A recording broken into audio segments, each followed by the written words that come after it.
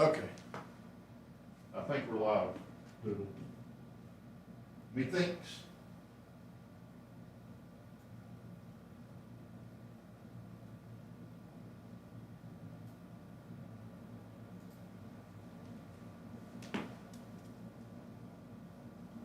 Okay. Hey, Marilyn.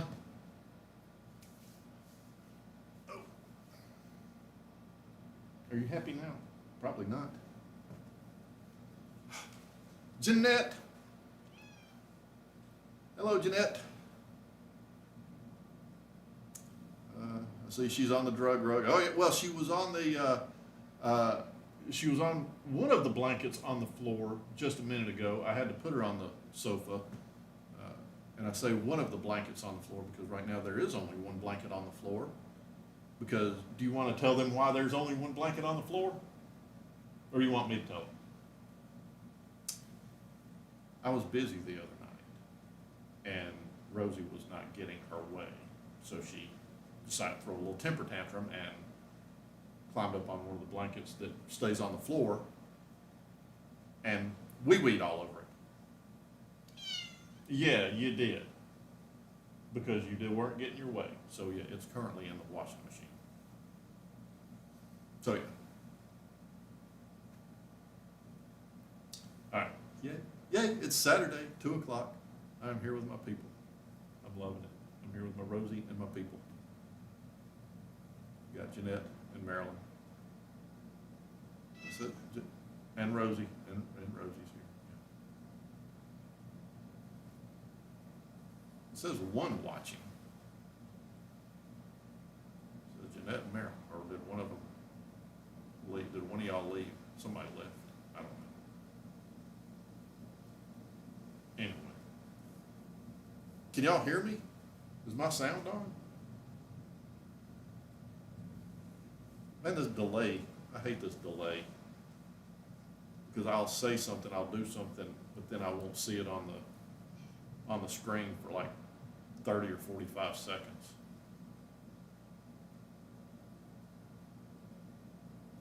Doodle being doodle, yeah, exactly.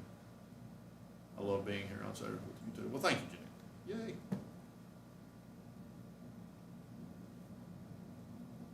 Okay, so doodle, sound is fine. Okay, awesome. Cool. I always wonder because I've got my condenser mic is way up so that it stays out of frame, but I mean it picks up really well. But I'm always paranoid to make sure that I'm going out. So yay. So all right. So since I've got Marilyn and Jeanette here, then I know that Jeanette has been hardcore on me about the shirts. I did get some time this week I found a company that does print on demand, so they will do one shirt at a time. I took one of the two pictures that everybody selected from the live stream a couple of weeks ago, and I cleaned up the background and did a couple of things, tried to edit it so that it makes a decent looking picture. It's a little blurry, so I may end up taking another picture of similar but much more clear. But I'm in the process of working on getting the image sized right and everything, and then I'll be able to, once I get it sized right and know what the shirt's going to look like, then it'll tell me how much each one's going to cost and all that stuff. But then I have to decide. Right now I can't go to the lengths of creating a website specifically for that. So I've looked at, you can do a YouTube shelf, I think, and then but I don't know if I've got to look into, can I do that now, or is that something that has to be monetized, that I can only do once I reach monetization? And does YouTube get a cut of the money, or do I just sell like through Amazon? So now that I've got the company found that will do print on demand, now it's next step. So it's, and Marilyn has been hardcore on me about the mugs. I know it's an easy thing to do, but I got so wrapped up in doing the shirts the other day. I'm kind of assuming, Maryland, that they will also do mugs, but that'll be something that I'll double check on in the course of working on getting the shirts and all that stuff. So there's the update for Jeanette and Maryland. So there we go. But yeah, and of course, I know that we didn't do that I didn't get there's 2 weeks in a row that I didn't get a Throwback Thursday up. So yeah, I got to start doing something. I did manage to find some time that I got some little shorts up, but I didn't get a chance to do. I'm gonna have to. I think that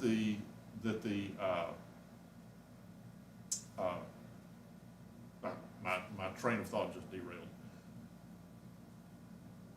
I'm gonna have to go to at least for now, a little bit more simple format, because it does take quite a bit of time. When I record on my phone, it records in MOV format, but then when I go to Premiere Pro won't recognize MOV, so I have to convert everything to MP4, but then when I convert to MP4, it doesn't pull the audio out, so I have to do it twice. It becomes about just to do like the Throwback Thursdays, it becomes about an hour and a half to 2 hour process between transferring it from my phone to the computer and converting and doing this. So all this to say, and I know Scott's doing this again. All that to say, I'm gonna try to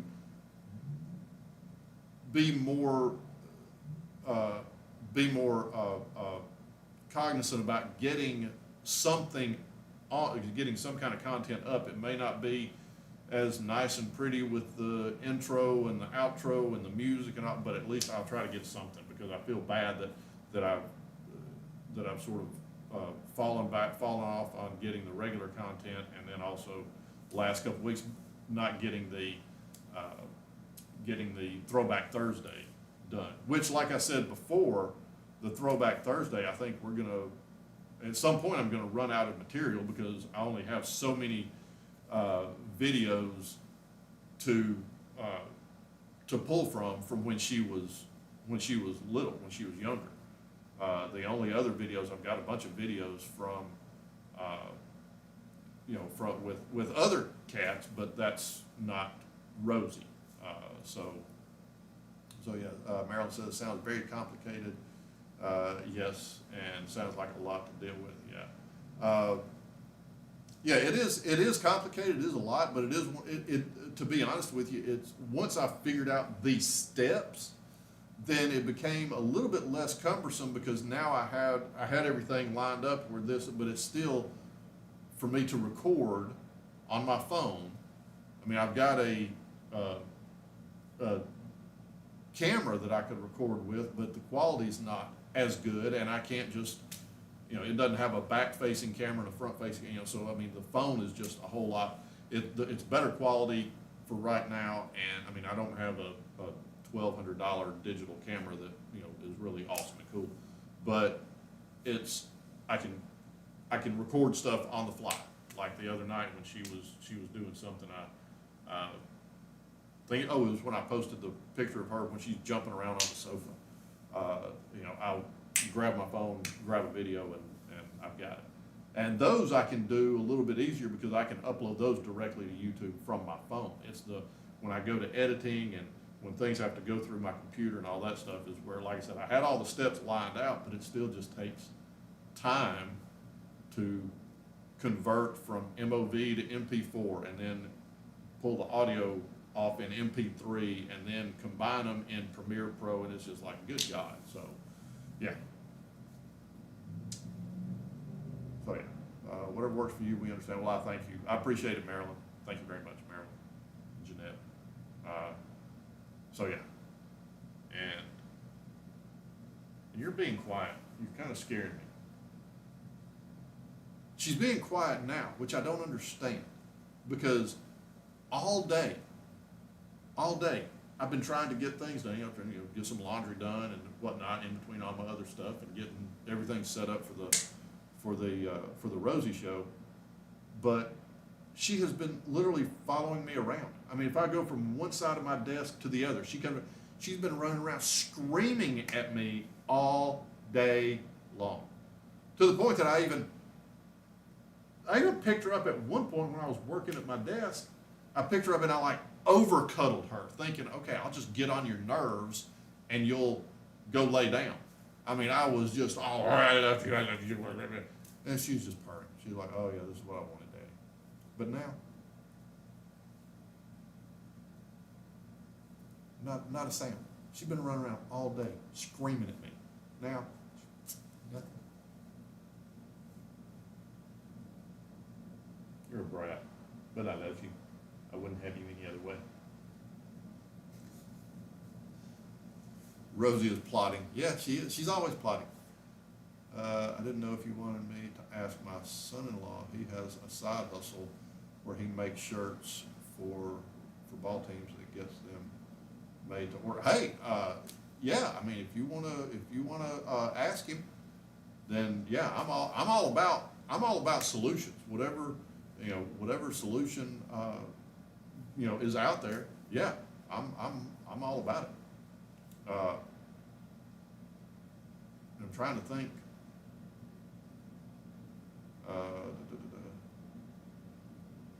I haven't done anything on Rosie. Rosie does have a Facebook. I just haven't done anything on it because, again, and not to bore everybody, but since I'm not a social media guru, then I do things in a way that I can figure out how to do them in amongst, running my construction business and doing all the stuff that I have to do, where I'm sure there are people out there in the world that would go, oh dude, you're killing yourself. Because like I'll do a video, and if I upload it, when I upload it to YouTube, then I go through all the information, the title, the description, the tags, the this, the that, and the other, and post it to YouTube, and then I'll do the whole process over again for Facebook. Just start from scratch, upload the video, tags, description, title, the whole 9 yards. Well, I'm sure there's a much more efficient way. All that having been said, that's why I've more or less only been updating, been active on Rosie's YouTube channel because, again, it's just the time consuming of, okay, now I've done all this stuff to get the YouTube video up. Yes, I've got the video edited and encoded and all this stuff, but now let me go to Facebook and redo the whole thing. So I just haven't had time to do that. But again, all that to say, yeah, if you need to communicate with me about it, you can DM me on Rosie's Facebook page. I don't know if I, again, not a tech guru. I don't know if I can. I'll try to figure out a way to post the link to her Facebook page on. Can I do? Hang on. I'm going to step over to my desk. Y'all be entertained with watching her. Oh, that sounds good. Jeanette, oh, thank you. I most certainly will ask him. He's a really sweet guy, and he loves his mother-in-law. Awesome. Well, thank you. All right, so y'all can be entertained by her. I'm going to go step over to my desk where the laptop is. I'm going to see if I can. I guess I'll go to her Facebook page, copy the link, and then I guess I can post it in the chat. So there you go. There's the doodle.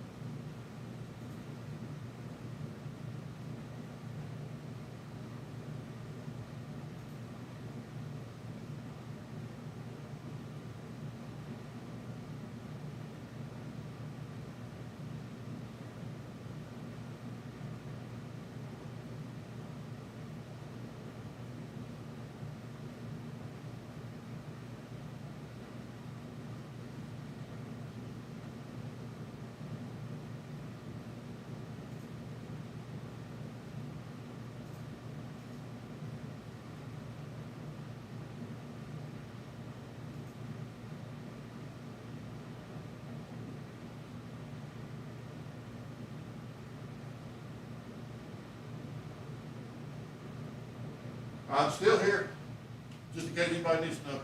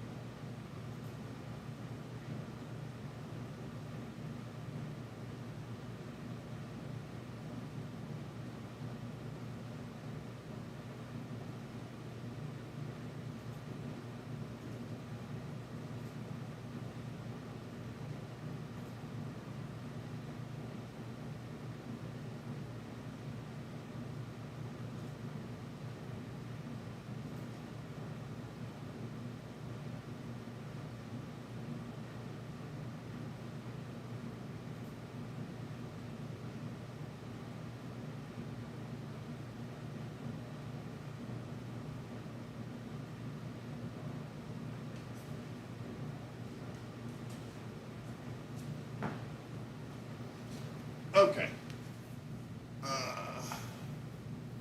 All right, so, hey, Eva, I guess, I don't know. Jeanette said, hi, hello, Eva, I don't see Eva, but, hi, Eva.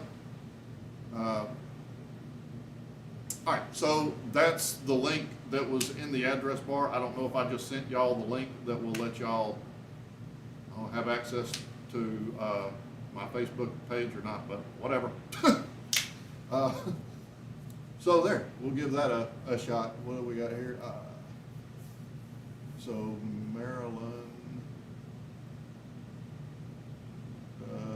Marilyn says she doesn't have a Facebook. Well, not a problem there. Did everyone have a good one? I did. I mean, just work and doing work. And so I hope, yeah, I hadn't seen. Okay, there's Eva. Eva was hiding from us. I was gonna say I hadn't seen Eva and I hadn't seen Ryan. But then again, again, since I didn't do the Throwback Thursday, then because I always do my reminder at the end of Throwback Thursday, for the live stream Thursday or Saturday at 2 p.m. Central, but I didn't. So yeah. So if somebody could go to Rosie's Facebook page and let me know if that's the correct link, and also if that's actually the link that gives the world access to my Facebook or to Rosie's Facebook, which by extension would be my Facebook, which might not. No. But anyway, so yeah. There we go. What else? She's not moved. This scares me. This scares me when she does this because that usually means she's going to do something bad. She did get her claws clipped the other night. Yeah. Yeah, they had gotten, I think I've been mentioning it for the last several weeks that, I need to clip her claws, they got out of hand. And since she's a CH, she's a wobbly, then she uses them for pretty much everything all the time. And, yeah, you do. Yeah, you do. And, it just got a little out of hand, and I clipped them the other night. I guess she wasn't too thrilled with that. I cut them short. All I do is just take the tips off of them so they're not little retractable razor blades. My shirt matches Rosie's blanket. It does. I'm camouflaged. I'm hiding from Rosie. I'm in disguise, Rosie. But yeah, she got her claws clipped the other night. She got the tips of them taken off, where she wouldn't kill me. And I guess you probably wasn't too thrilled about that. Yeah, I know. So what else? That's it. Okay, so that's just the regular link that, you know. So that's good. Cool. So yeah, if anybody, if you need to message me about something, I guess that's going to be the best way is to message me on Rosie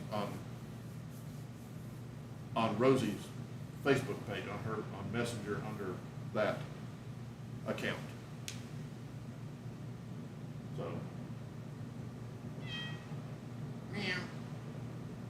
but yeah, certainly I appreciate very much checking with your son-in-law, Jeanette. That's awesome. Good deal.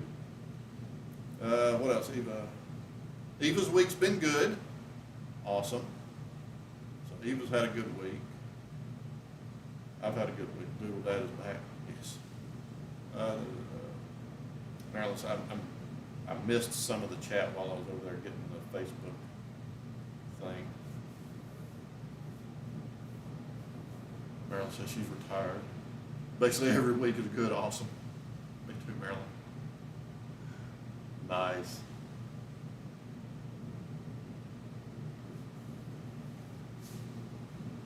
Sweet. We've got, so I know, so it says we've got 5 people in here. We've got Eva, Jeanette, Marilyn. I don't know if Rosie, if I can, do I count? Does Rosie, I don't know. Confused. No, I don't count. I only count when you want food and love it. Yeah, exactly.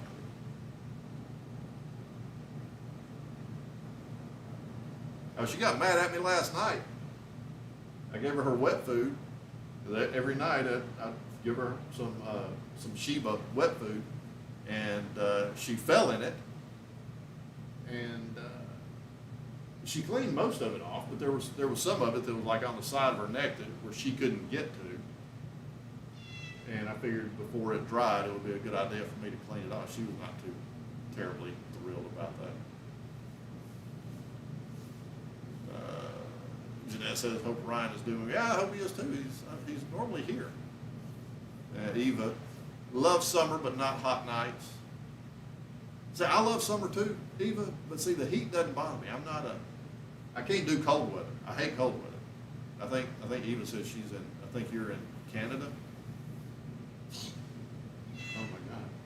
I think I was mentioning I've got a friend that lives in Canada, that we're always sending each other screenshots of the Weather Channel app. So she'll send me something that says it's, in the middle of wintertime, it'll be minus 30 degrees or something for the high. Or something. I don't know. It's just like ridiculously cold. And then I'll send her something that the high in January here in Houston will be, 50 for the day or 60. It's like that. Sorry, I'm not a fan of cold weather. Hey, Ryan. Ryan is here.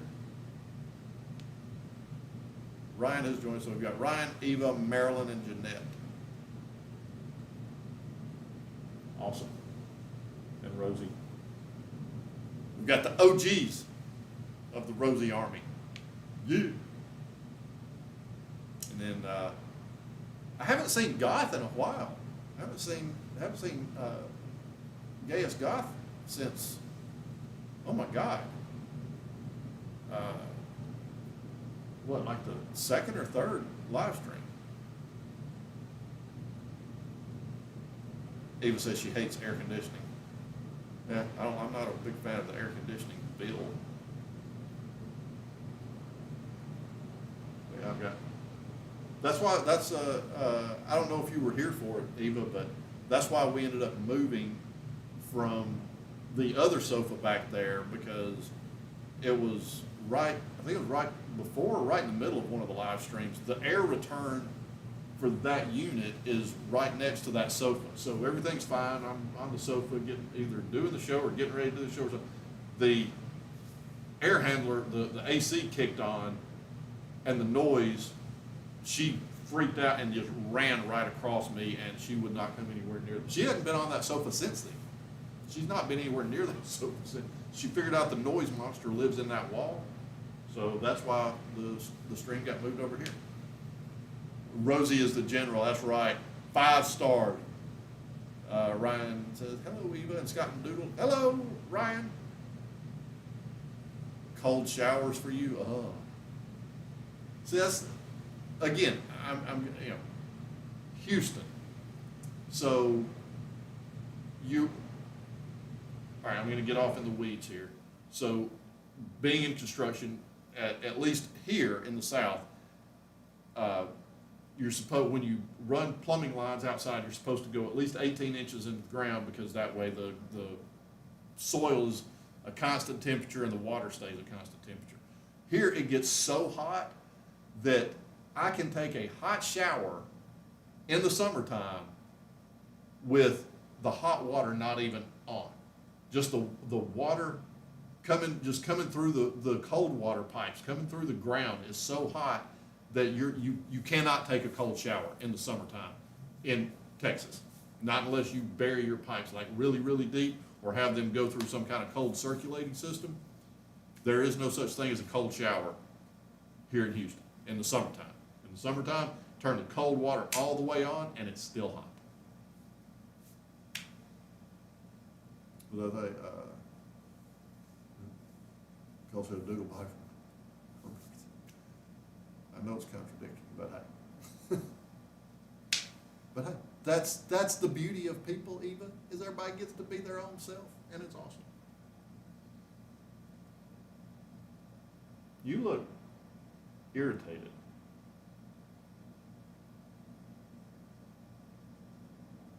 She's definitely got that judgment cat look on her face. Really, no kidding, Scott.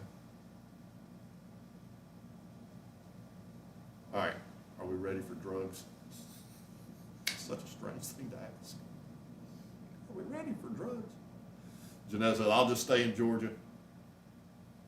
Yes, see, all right, so you're in Georgia. I'm originally from Alabama. It wasn't this way in Alabama. You could take a cold shower in the summertime. No, not in Texas. At least not in Houston. So, Maryland, it can be very hot and humid in New York. Yeah, I've seen the weather reports that I think New York, correct me if I'm wrong, Maryland, is like unseasonably hot, I mean like unusually hot this year. Maryland, yep, always ready for drugs. There we go. The drug crew is ready. Okay, all right, go ahead and clean your leg up. Are you ready for dope? Let's go. Let's get the drugs going. You ready to get your fix, Doodle?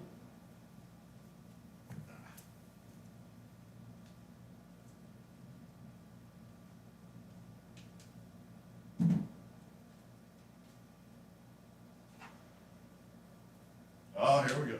Now, I did something a little different this past week. I took an empty coffee can and put all of her little small toys in it, but I also put some catnip in with it and shook it up. So all of her toys are staying saturated in catnip, in addition to the catnip that I'm about to put on the drug rug. So, yay. Are you ready for your drug? All right, you druggie. You dope fiend. Yeah.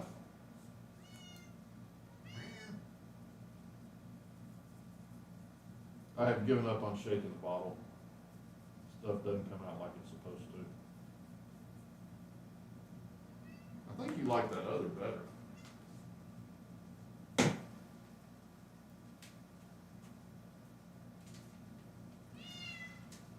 I'll give you a little bit of this too. Like, I guess this is a cat version of Speedball. A little bit of this, a little mix of this, and a mix of that. There. There. Rub. There. Now it's on your leg. Oh God, here we go. Here we go.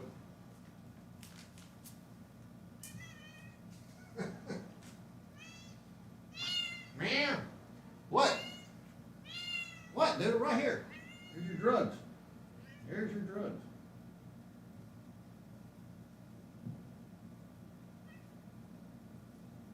If y'all could see my living room floor behind the sofa, there's catnip on it because where I put catnip on her blanket, then when the show's over, then I just shake her blanket out on the floor back here so that she can still have catnip.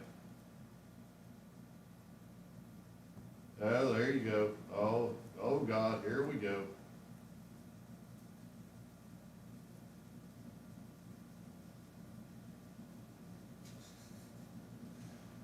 What do we got here?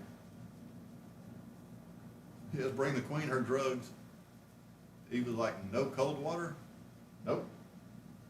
I mean, it does get, I mean, it's a little bit cold for a little bit, but like, I don't know, at least where I lived before, even before I moved here, I don't know if maybe the water pipes just weren't buried deep enough, but I mean, in the summertime, I would come home from a job site and just be blistering hot and just want to get in a cold shower, and I'd get in there and turn nothing but cold water on, and it was still hot. Sprinkle, sprinkle. Everybody's happy. Everybody's happy now that Rosie's, oh God, here we go. Wait, what am I doing? Here, I'm gonna take y'all over there. The whole person doing.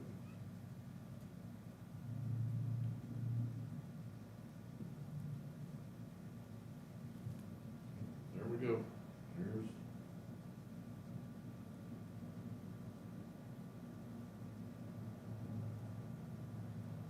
Is that the good stuff, Doodle?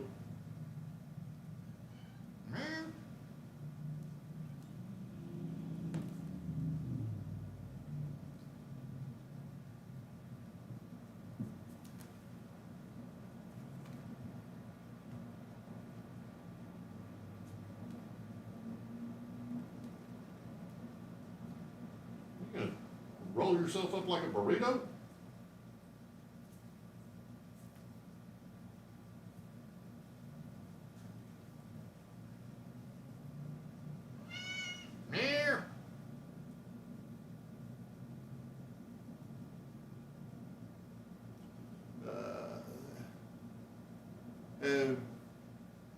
Eva, have I been to Canada? Technically, Eva, yes. What was this, like 2004? I think, 2003, 2004. I went up to Niagara Falls and we walked across the bridge into Niagara Falls, Canada. I mean, we were just there for, I don't know, 3 or 4 hours just walking around. So technically yes, but have I been there to visit and do all of it? No, I've seen lots of pictures of it and everything. It's a beautiful, beautiful country. And I mean, I don't care if I've seen, Toronto, pictures of Toronto is beautiful, but then pictures of, out in the middle of nowhere. It's beautiful.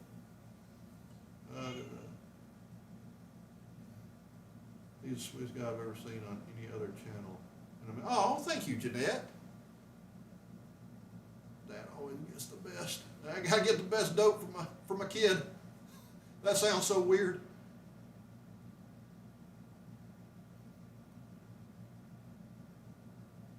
Love those little bunny feet. Yep. So yeah, and Eva, when we went to Canada, it was, I'll say it was like late spring or early summer. It was like April, May, June, so it was warm. It wasn't middle of December, January, something like that.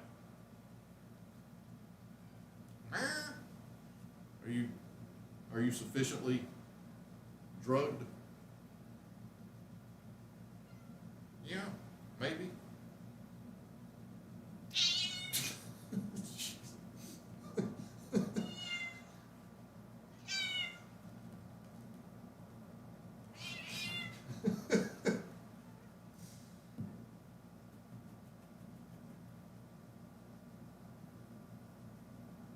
Oh, the chin scratches while you're high as a kite.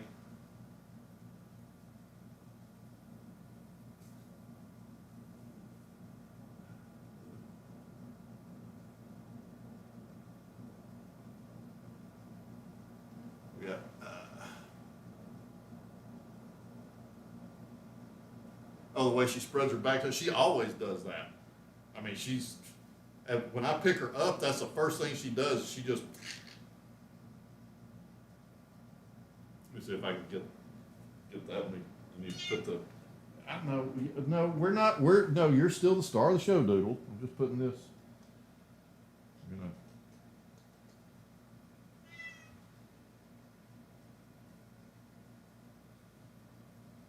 I'm gonna hold you up to the camera, show them how your back feet spread out. Okay, so as soon as I pick her up is when the feet spread out.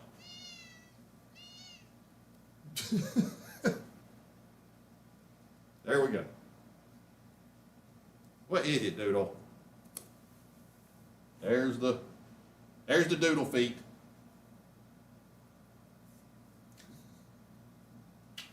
You smell like catnip. You smell like catnip. All right. Put you back on your drug rug. What we got here? Good to visit. Oh, now's a good time to visit? Okay.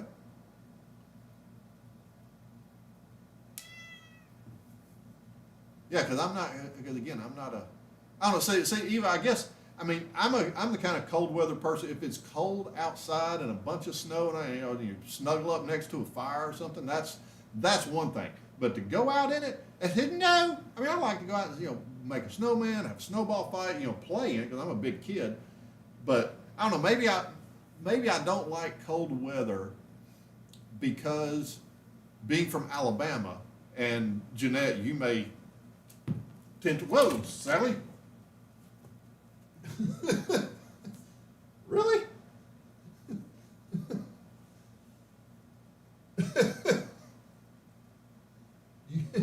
you good to go, Doodle? I have no idea. What? I didn't even see that one. I don't know, your eyes are big as, woo, dog.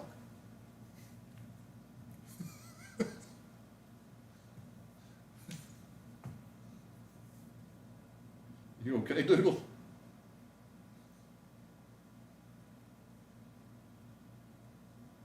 You won't back up? Okay, there you go. How about it? What in God's name was that?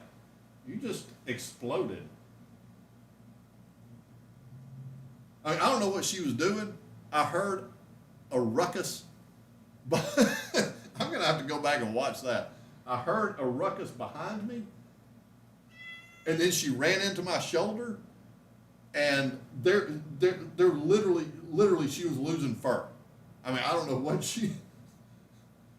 Are you better? Are you okay? Is it time for fishy?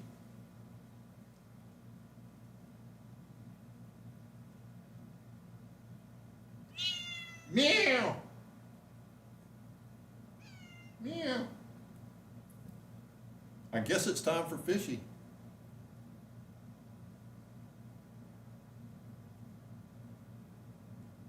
Oh, Eva, I need to, my friend that I mentioned in Canada, she's an artist and she does paintings. I need to do that. I need to see see how much it would cost to commission her to do a painting of the fur ball here. That's right. I called you the fur ball, but I love you.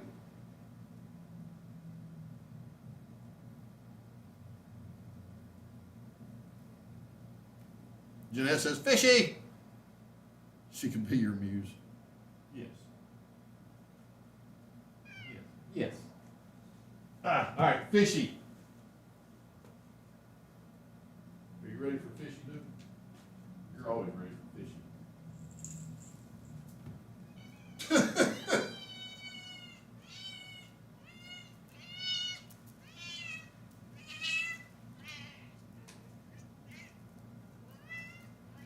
Come on, stoner.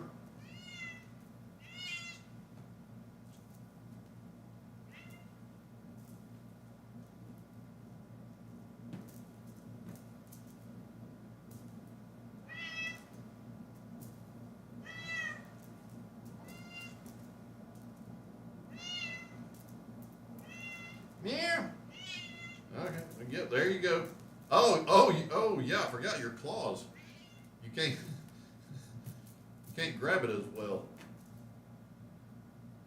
She still gets it. You still got it. Nom nom nom.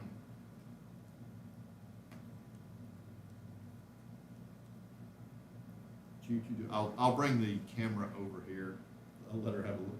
Let y'all get a little bit of the widescreen view.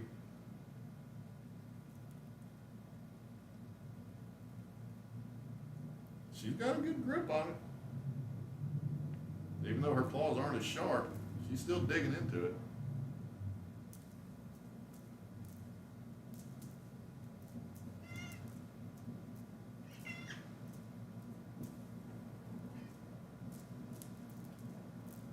Nom, nom, nom.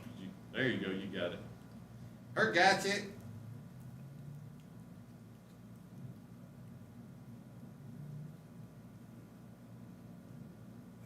What are you doing? What are you doing? Am I distracting you from eating the string?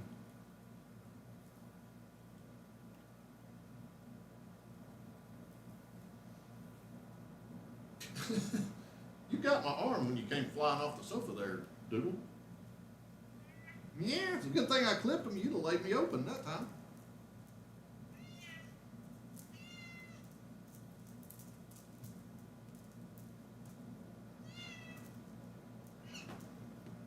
Oh, you're gonna get mad at it now.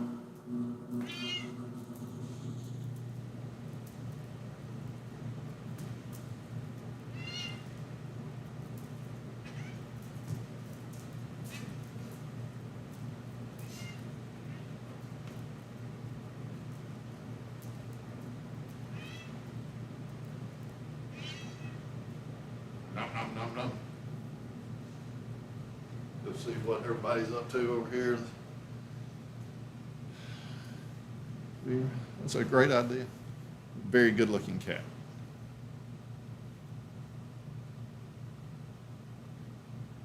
Bring on the fish. Look forward to seeing me too. Yummy string. No, she eats the string. I'm like, why don't you play with the fish? No, you want to eat the string.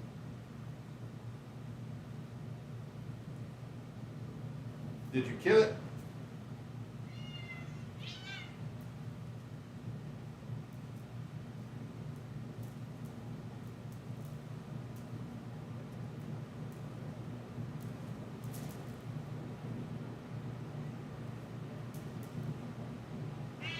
Meow.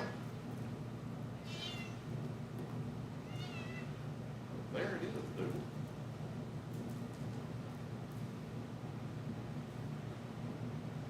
Yeah, when her claws were razor sharp like they were before the other day, yeah, she could snatch this thing out of midair and not let go. She's having to work a little bit harder for it now.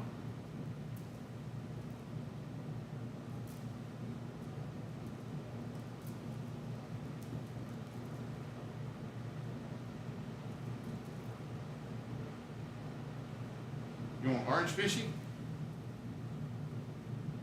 Orange fishy? Oh, orange fishy's been soaking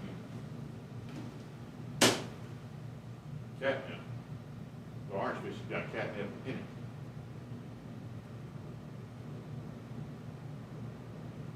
Hey, fishy.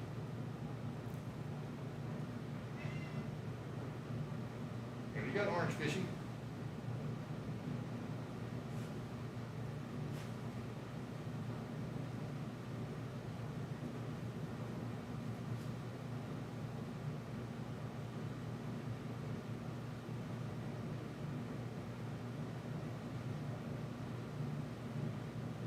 Hey, everybody.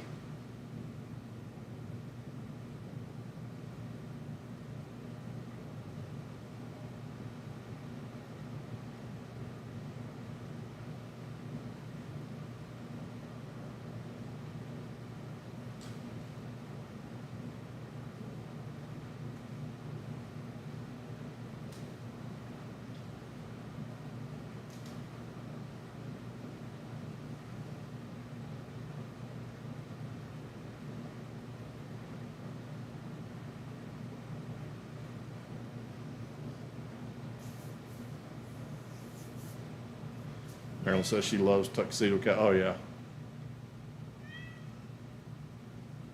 Jeanette's apparently has a tuxedo. Awesome.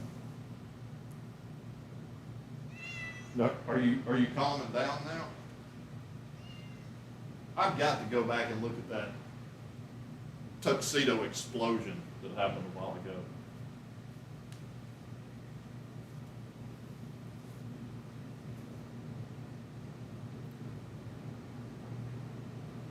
Are you better? Do you feel better? Maybe. Meow. Yeah. And she's coming down. Maybe. I spoke too soon.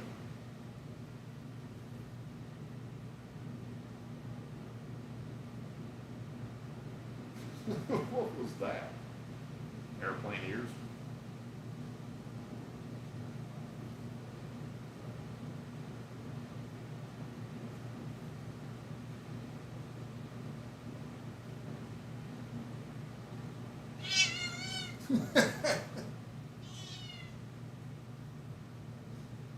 She hates to have her back feet touched, and she hates to be scratched at the base of her tail.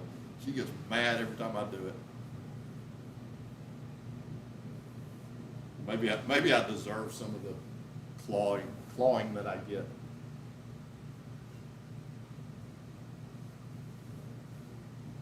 Those balls, the bald spots on her head, yeah, her temples. You know, like temples. And she loves, oh gosh, I don't know if she'll let me do it now because she's wired. She loves to have the temples rubbed.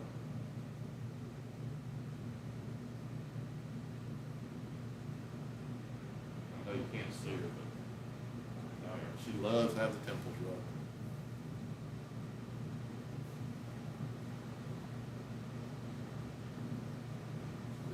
Yeah, her tail turns. Yeah, she ends up looking like a pipe cleaner. She turns into a little tail goes. Oh yeah, she'll talk to me. But she wouldn't stop talking to me earlier, Jeanette. Like I said, she was following me around and just screaming at me. You know, I was trying to work, and I needed to get all this stuff set up, but I was trying to work, and she's like, I don't care what you need to do, Daddy. You need to pet me. You need to love on me because that's what I want.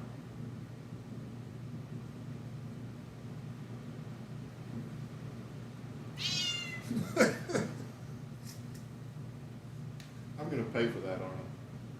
You're going to get me later. Rub the temple. Rub it. Aye.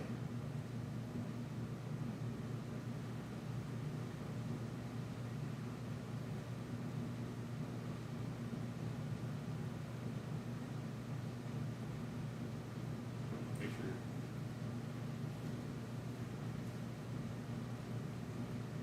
Yeah. You want orange fishy?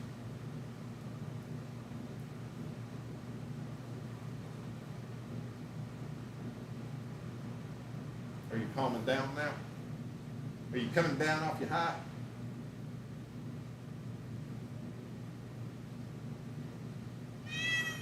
Yeah. Yes, that's me and you on the television.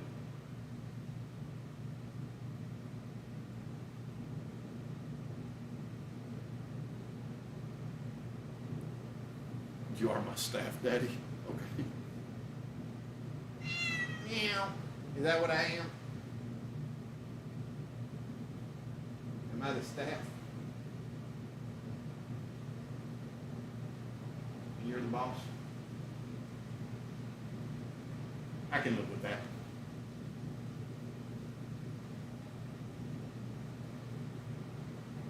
I think Marilyn just said that I work for you, which I would not disagree with.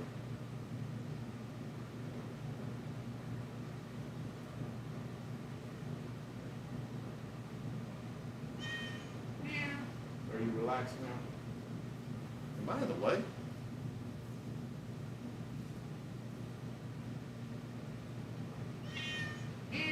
What?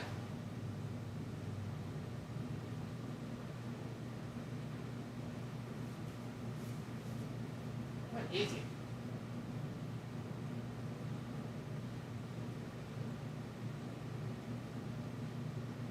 Yep, she's She's getting ready to go. She always does this. I guess it is like getting high and then coming down. You got the up and then you got the down. You got the crash at the end. Because every time after I shut off the live stream, she sleeps all the time anyway, more or less. But usually after the live stream, she out like a light.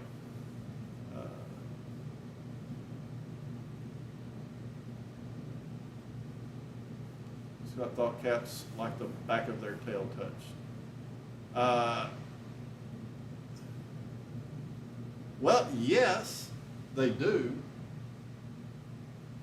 but maybe, I mean, either she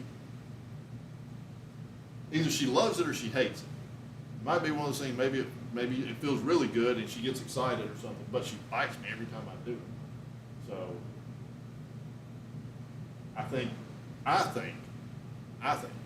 that in her case, that it's just irritating to her, because I get the same reaction when I touch her back feet, and trust me, she doesn't like that. I can play with her front feet, but for some reason her back feet, no, she doesn't like me to touch those. Ryan says she's so silky, black, and vibrant. Like, yeah, and the thing is, she does not get baths. She takes care of herself. It's like I've said in previous episodes, she's very good at being a cat. She's very good at doing the things that cats do. She's very proud of herself. She bathes herself constantly. I can't remember the last time I gave her a bath. I mean, because she doesn't go outside. She doesn't get dirty. She gets, the worst thing is whatever she gets on her in the litter box, but I just clean off that spot. Like if she falls in, when she gets in the litter box, if she falls in her poop or something like that, then I'll clean off that spot. But with her, there's no necessity to bathe her. She takes care of herself. She's very proud of herself. The back goes up, yeah. See, and I may be wrong, Eva. You may be right, because I know that a lot of cats, if you scratch them like on their at the base of their spine, then they'll sort of hike their rear end up, almost like a cat that's in heat. So, I mean, I don't know, maybe it does feel like extremely good to them, and it's, I don't know. How much does she weigh? If I had to guess, I would say probably, I don't know, 5-6 pounds. I mean, she's not a big cat.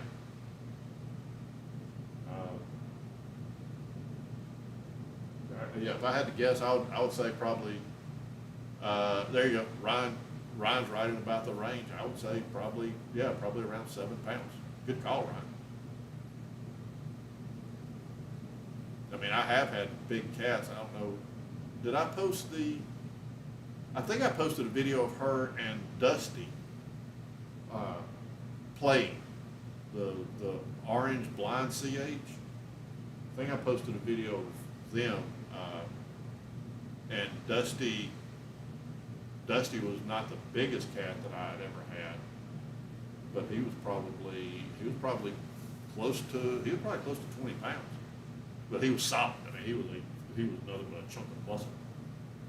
I did have my cat named Cat, which that was, I don't know if I've mentioned how he ended up with his name, but Cat, at one point, he was probably about 25 pounds. So, well, I mean, no, I wouldn't say you were necessarily wrong, Jeanette, as far as saying 8. I'm just saying, I guess I could go measure her. I could go weigh her. I don't know how well she gets. Well, I could. Okay, tell you what. We'll do this. We're going to find out. I'm going to go get on the scale with her and then bring her back in here and then get on the scale without her and see what the difference is. Come on, we're going to go weigh you. The Rosie Army. We'll be back. The Rosie Army wants to know what you weigh.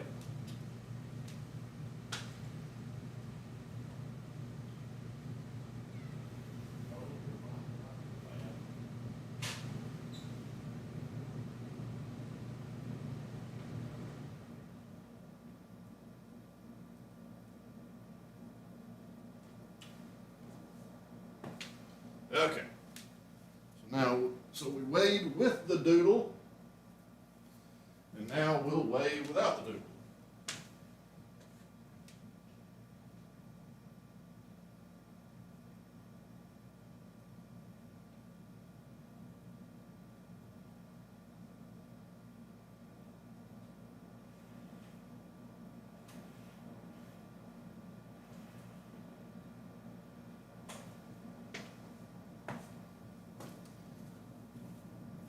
Okay.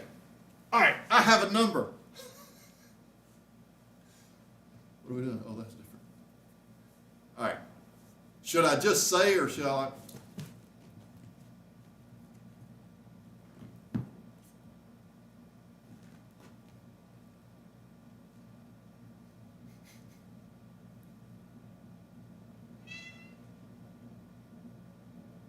I heard the explosion coming that time.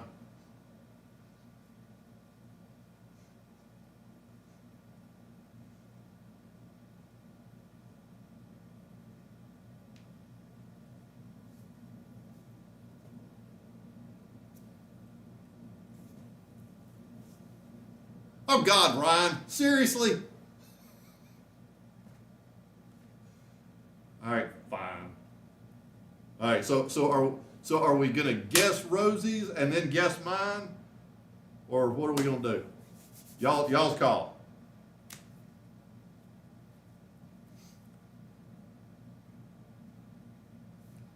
Rosie's just different. All right, so Jeanette says 8 pounds.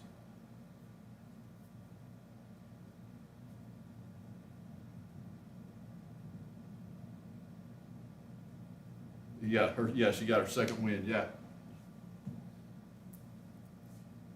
This is dangerous for me to put my arm up like this while she's still wound up. All right, so I think Ryan came in earlier, he said 7. Jeanette says 8. Anybody else? Or Marilyn says 7.5.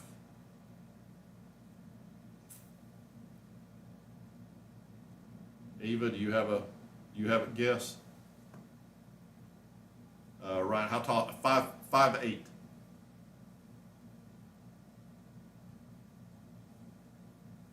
I'm not very tall.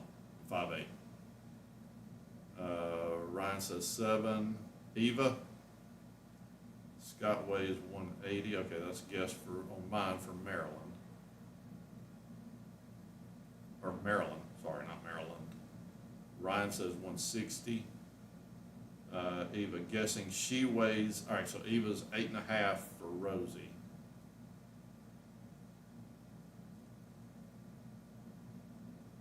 All right, so we've got, all right, so everybody's in on Rosie's weight. And Ryan and Marilyn are in on mine. Jeanette says 160 for me. And Eva says 175 for me. Okay. All right.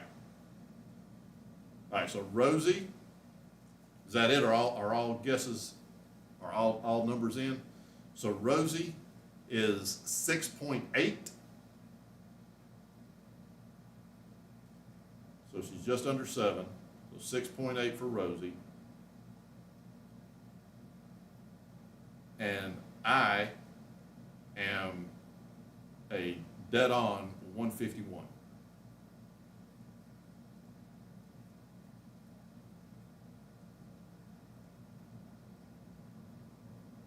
There we go.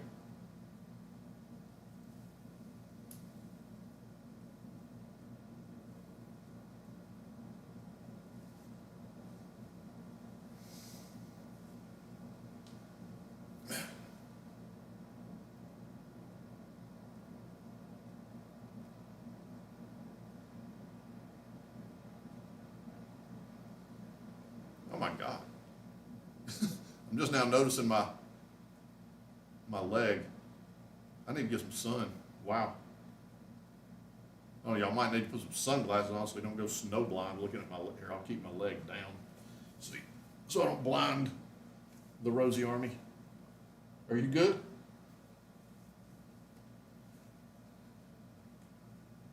But that's all right.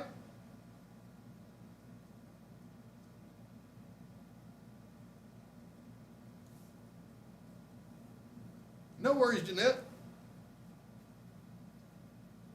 It was fun. What else? Good guesses. Meryl says she weighs more. That's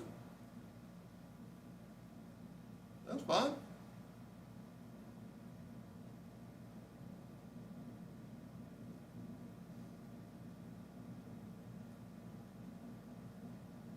Nice.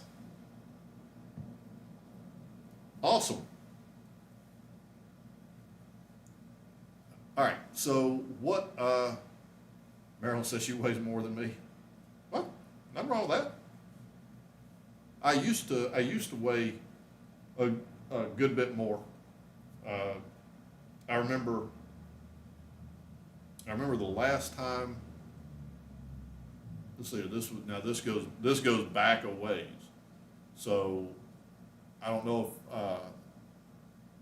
if I'd mentioned before, but I was a police officer for 11 years, back 100 years ago.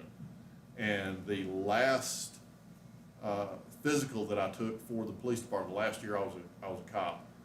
I took a physical August of '06, and I got off work at 7 in the morning and had my physical scheduled for 8 o'clock that morning. That way I could just go do my physical, get off work, go do my physical, and then go home. And so I wasn't half paying attention. I go there and I take my shoes off, and I'm wearing a t-shirt, jeans, and my socks. Everything out of my pockets, and the lady tells me, she's like, okay, get on the scale. So I get on the scale, and I'm not paying attention. She does my weight, she does my height, and she does whatever she's gonna do.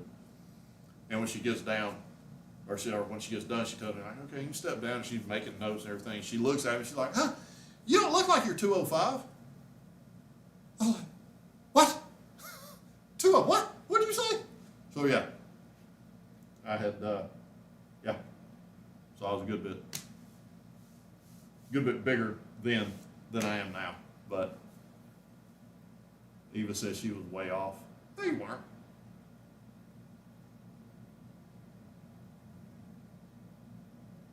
Nah. But yeah. So yeah. That's where I'm at. 151 and Rosie's 6.8.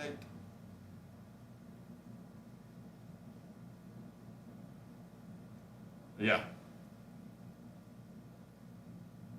trying to think.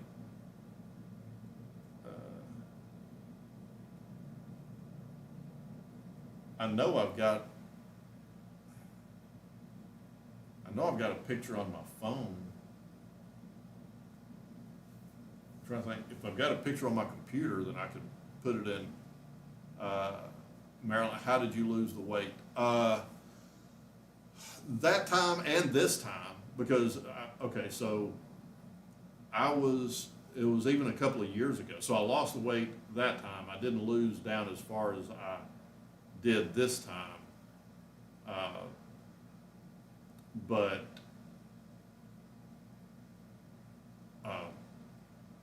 I completely cut out sodas. I cut most sugars from my diet. I started working out and running again. And then I probably got down to 160, 165. And then I gained again, and it was just a couple of years ago, I got up to about, I'd say probably about 180, 185, something like that. And for reasons, I ended up, I was motivated to get in some better shape. And, so I did the same thing. I cut out sugars. This time I cut out carbs, and I started working out.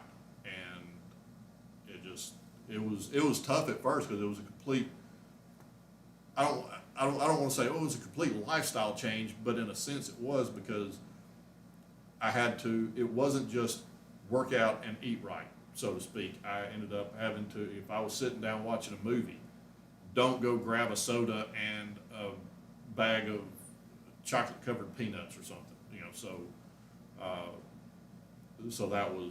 so I had to think about stuff like that. It was a constant, and once I cut a lot of the sugars out, then I lost a lot of weight, that, and started working out again, so yeah. Ryan says, why did you leave the police department? To be honest with you, Ryan, so this was 2007 when I quit policing, and I was sick and tired of the politics of it. And when I say politics, I don't mean right versus left, conservative, whatever. I'm talking about just the internal office politics.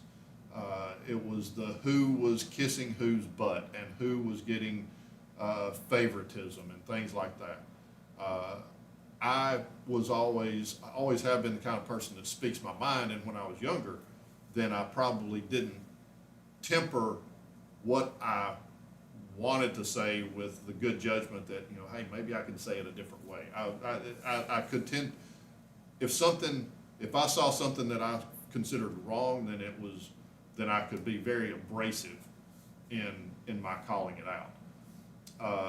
So that did not bode well for my future, promotions and things like that, because I didn't kiss the chief's butt. I actually didn't get along with the administration very well, because I didn't kiss their butt.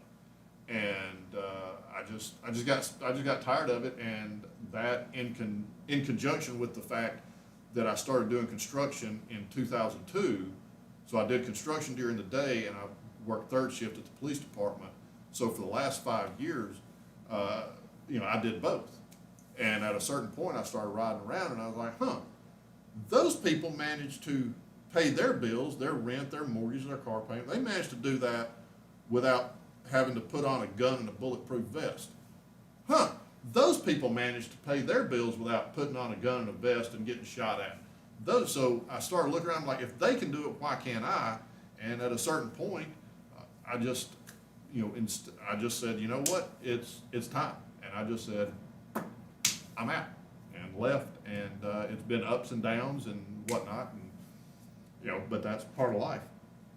And I look at the environment today, and I'm like, I've had opportunities to go back to it. As a matter of fact, the police department, I started out working for the city of Birmingham, and did that for 3.5 years, then went to one of the smaller suburbs right outside of Birmingham for 7.5 years. And I've had opportunities to go back, and I'm just like, nope. There's no way. The men and women that are on the streets now, they have to put up with so much more than I did. Because you think about it, I left policing the year before smartphones came out. So I didn't have, not that I did anything to hide from the world, but I didn't have to deal with all the social media and the camera phones shoved in your face. I wouldn't care if somebody did shove a camera in my face, but still, it just adds a new level of, and all these First Amendment auditors that run around stirring up crap just so they can get a cop in a gotcha moment. I was like, I feel so bad. And I'm just like, there's no way. Like I said, it's been 17 years since I walked away from it, and I've had opportunities to get back, and I never did. And I'm like, nope, not gonna happen. So yeah, sorry, long answer. So y'all are gonna have to preface y'all's questions with, Scott, I don't need a diatribe, just give me a yes or no. I apologize, because I do tend to. So yeah, Jeanette says, I can understand that, Scott. You are just a great person. Not many people left in the world like that. Oh, well, thank you, Jeanette. That's very sweet of you. It's very kind. I appreciate that. I just try to be me. It's just, it's like I've seen so many people that try to be something or somebody they're not, and I'm just like, you know what? Hell, it's hard enough for me to be me. I can't imagine trying to be somebody I'm not. I mean, I screw up being Scott half the time. I don't need to be somebody else to screw that up. So, yeah, respect you for turning your life around. Yeah, I mean, it's, you know, like I said, I mean, as far as, you know, turning around, I mean, I haven't been. I mean, I've had my ups and downs as far as financial, and you know, I've had you know, various situations that were not ideal, you could say, but by and large, I've always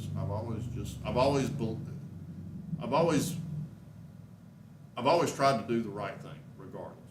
Sometimes it's not worked out for me. Let me plug my phone in real quick.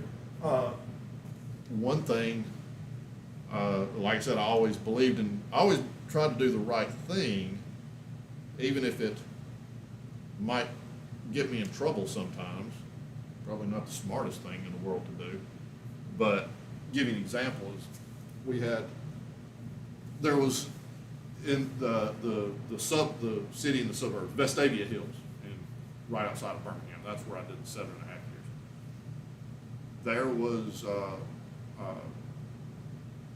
an elderly couple that had rescued a raccoon as a baby. They found his mother had been hit by a car, and he was right there in the gutter in front of their house. So rather than taking the baby raccoon to a wildlife rescue center or something, they decided to keep it and raise it and kept it as their pet.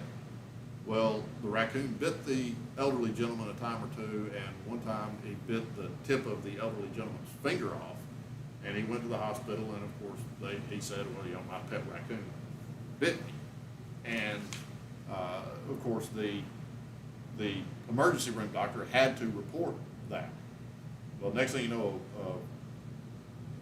some kind of animal, a forest ranger or somebody showed up at his house to confiscate the raccoon, and the old man wouldn't, said, nope, you ain't taking my raccoon. So he comes to the police department and says, hey, I want an officer to escort me up there. Well, I was working that beat. My sergeant told me to go with this man to help confiscate this old man's raccoon, or elderly gentleman, I should say, sorry. And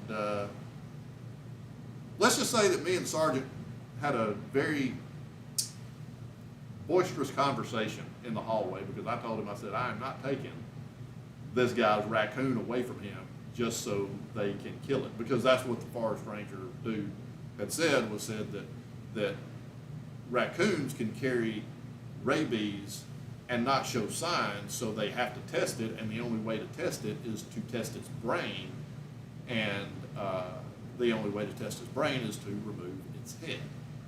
And Rocky, as the gentleman had named the raccoon, well, naturally was not going to survive the test. And I told my sergeant, I was like, there is no way in hell I'm going up to this guy's house and snatching his raccoon that he's raised since a baby, just so this guy can take it and kill it. It got kind of ugly. I won't tell you exactly what I told. My sergeant ended up making me go up there, but I explained in verbiage that would probably not be best used on my YouTube channel. I explained to the forest ranger that there was no way he was leaving with the raccoon while I was there. So yeah. So all that to say, yes, sometimes me doing the right thing kind of got me in trouble. It's a dangerous profession. Yeah, it is. It is a dangerous profession.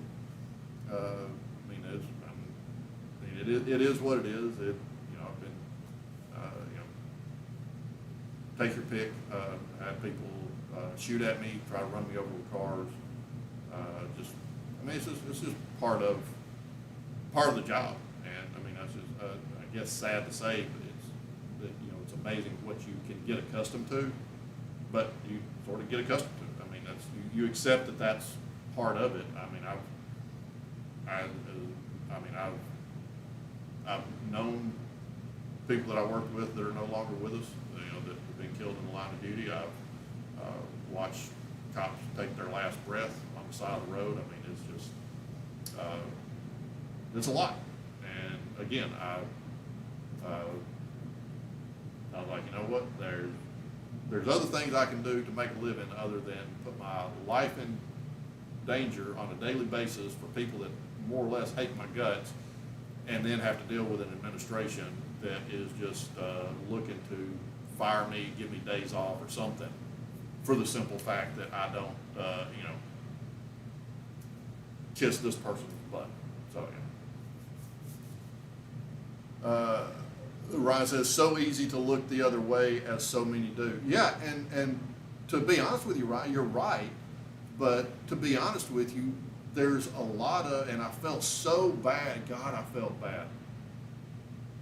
There were people that I worked with that it's a whole different world, and I mean, it's a whole different world being inside policing as opposed to being outside policing. It's almost, to the outside world, we had to put on, this is what I do. This is not what I do. This is what I am, and I'm all about doing the right thing and justice for all and all this stuff. Give you an example. When I first moved out here to Texas, I've been out of law enforcement for about a year, and where I was working, there was a couple of cops that came in regularly, and I would talk to them, and they're hard charging and all this stuff, and I was like, okay, cool. Well, then once I told them that I used to be a cop, then it changed. And it's like, really? What'd you do to get out of this? Because, I mean, God, I'd love to do something else, but I don't know anything. I can't do anything. I mean, this is what I've done since I was, old enough to get a real job. Since I went to the academy when I was 21, 22, and this is all I know. What'd you do? So once you are inside that world, it's a whole different world. It's not the, Billy Bad, hard charger, this, that, and the other. There, I mean, it's, a lot of people think that cops are just, as I spit on myself, a lot of people think that cops are just robots that, at the beginning of their shift, you pull them out of a closet, hit the switch, turn them on, and send them. They're people. And there were a lot of people that I worked with when I did make the decision to leave and turned in my notice and did all that stuff. There were a lot of my buddies that told me, it's like, man, I wish I could do what you're doing. I would love to get out of this, but I can't do anything else. And I felt bad for them. So yeah. So that's, unfortunately, that's why a lot of them do look the other way, because they don't have another option like I did. I mean, my option was, I had a construction business, but my construction business is very dependent on the economy. If people don't have money to build houses or money to do remodels or something like that, then I don't have work. Whereas as a police officer, at least I had that steady paycheck, boom, boom, boom, every week. And there was a lot of guys that, they didn't have that. Even though mine was, it wasn't, I was going from one guaranteed check to another guaranteed check. It was something. And a lot of people didn't have that. And they would, it's kind of hard to tell somebody, well, if you believe in yourself, just go ahead and turn in your badge and go do this. It's hard to tell somebody that when they've got, a family. And, so yeah. But no, I certainly appreciate it. Eva says she's happy that I stuck to my guns. Well, I appreciate that, Eva. Thank you very much. I mean, like I said, it's just, I don't know. I mean, I've always, there's been times where I've always been a fan of, I've always been a believer in you just do the right thing, period. You do the right thing. If there's a consequence or a cost to it, so be it. But at least for my conscience, I couldn't just not do the right thing. I'll give you one small example. Is there was one night I was working in an area when I was still at Birmingham. I was working in an area of Birmingham, high crime, it was a violent area. A lot of crime, a lot of drugs, a lot of gang activity, a lot of this, a lot of that. And here it is, middle of the night. I worked 11 to 7. And it's like 2, 3 o'clock in the morning. I get an alarm call at a house where there are no street lights and there's no street signs. The first thing the criminals do is shoot out the street lights so you can't see them, can't see what they're doing, this, that, and the other. And they shoot out the street, they tear the street signs down so that you don't know where you're at. So particularly like if a rookie gets in a car chase or a foot chase, what are you going to do? You're going to call out, I just turned onto Dark Street, and now I'm at the intersection of Dark and Darker because there's no lights and there's no street signs. So that's the way this area was. And I get an alarm call to this house and go up, knock on the door. Again, it's like 2 o'clock in the morning. Nobody comes to the door. Well, it's my job to check around the sides of the house, check the back of the house. I didn't want to. I went and got in my car, and I was like, okay, I'm sure it's fine. I was going to leave, but then I was like, you know what, Scott, you got a job to do. And I'm not, I was terrified. Anybody that says that they do that job and they're not scared, they're either number one, lying, or they're number two, crazy, because it's a scary job. But I got out of my car and I walked alongside the house, and trust me, I did not want to be there, but I had a job to do, and I checked all the windows and all the doors. Once I got the back door checked the other side of the house. Once I was a beeline for my car. Let me get the hell up out of here. So, but yeah, it's a scary job, especially if they have a family. Yeah. So, yep. So anyway, all that to say,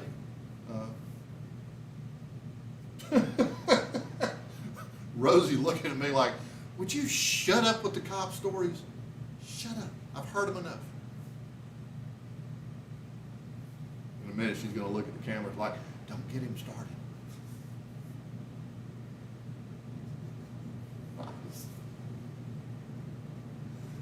Oh, all right. Look, I'll answer any question anybody cares to ask. I don't care. I'm not, thank God you survived all. Yes. Yep. I'm very thankful to God that I did, and unfortunately, not everybody does. I'll tell you one thing. It was something that I got, that I accepted when I took the job. When I started the academy, I knew that this was part of what it was. And like I said, I've seen enough dead cops to know that this can happen. But then when I got married to my first wife, it wasn't until after we divorced that I didn't realize the effect that it had on her. And that was one thing that really kind of brought everything home, so to speak. It was after we divorced, and I was going through my computer just cleaning up, where I've got 4 and 5 of the same picture and this, that, and the other.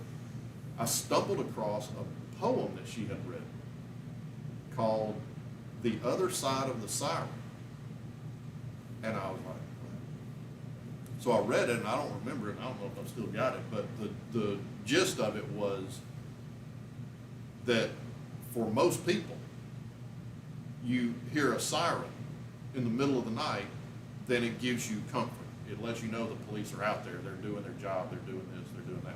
Well, we lived in Vestavia Hills, and I was policing Vestavia Hills, so we lived in the city that I policed in. But for her, if she heard a siren in the middle of the night, it wasn't, oh, I feel so good that the police are out there doing their job. What would go through her mind was, is that my husband on his way to his last call? Has something already happened to my husband? And is that one of his buddies hauling ass to the scene to either save him or, call for, to start a death investigation? Has something already happened? So for her, hearing a siren was totally different. And I never really, and she, in the poem, and I can't, like I said, I can't remember what all said, but basically until she heard from me, until I either came home the next morning or if she called and I answered, until she heard from me, she was up the rest of the night worried. So she was not a big fan of hearing sirens in the middle of the night. So and I understood that, but I never thought about that. So yeah, so it takes a toll on police officers, on the officers themselves, because it's easy to say you don't take your job home. They told us that in the academy. They're like, oh, keep your job and your home separate, and blah, blah, blah. Yeah, that's all easy and good, but at the same time, it's hard to do that. You can do that as best you can, but when every negative aspect of humanity filters through you, then it has an effect on you. I mean, think about a fireman. Everybody loves to see a fireman coming. A fireman's there to put your house out, or get your cat out of a tree, so to speak, or get you out of the get you out of that wrecked car or something. Everybody loves a fireman. Nobody loves to see a cop coming. Cop's there to either put you in jail or write you a ticket, get in your business, so just about every interaction with a police officer is some type of negative interaction.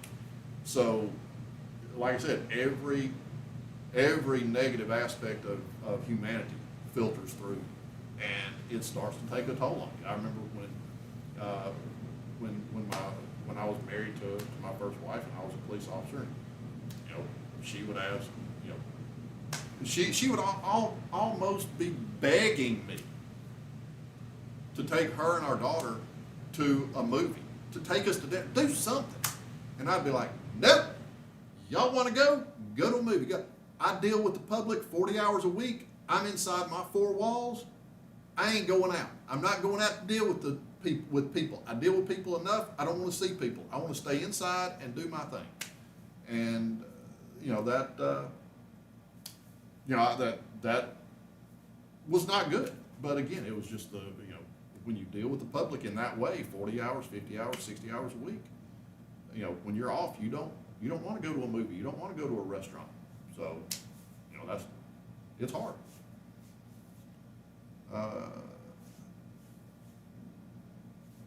That's very profound. What a poem. Yeah. I'm sorry. I didn't mean to bring you to tears, Jeanette. But yeah. I don't know. God, I mean, that was like, what was that? That was 2006, 2007. I'm sorry. Yeah, 2000. Wait a minute. 2000. Yeah, 2006.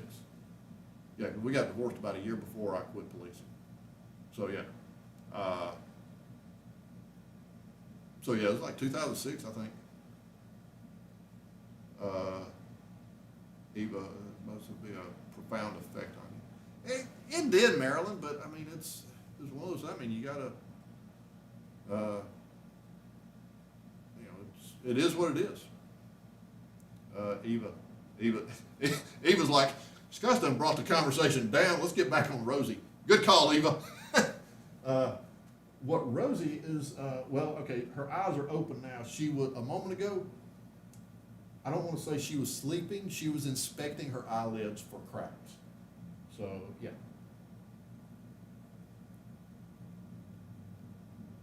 She's thinking about getting high again. I think she got high enough that time. Let me pull she may wake up more when I put dealing with public is hard. Doctor sounded like a good job, but listening to people's intimate problems all day. Oh, wow. Yeah, I can see where that would, be a downer as well. I mean, oh yeah, she picked her head up. The diva knows she's on camera. Oh, it keeps getting fuzzy. Hey, Doodle. She got, get that camera out of my face. Look.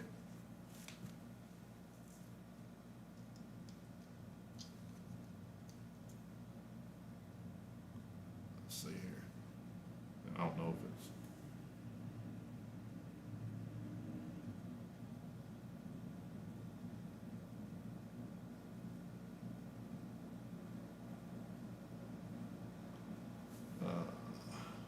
Life's worse, but yeah.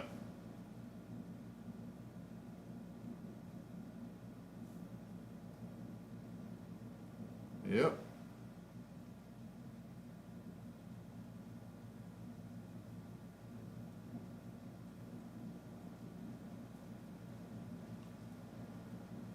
Am I centered?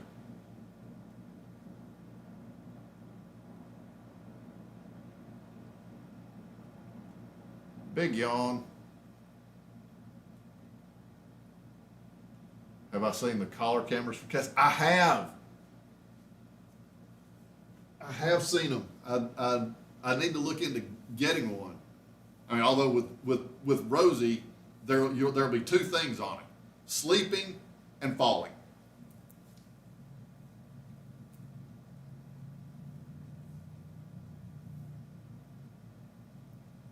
Yeah, to be honest with you, I'd be willing to bet she probably sleeps, and this is no lie, she probably sleeps 20 hours a day or more.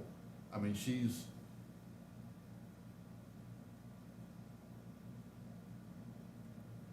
yeah, she's a sleepy cat. She senses we're talking about a scary topic. Yeah. Nice, Eva. Well, there go the eyes. She's going out again. Hang on.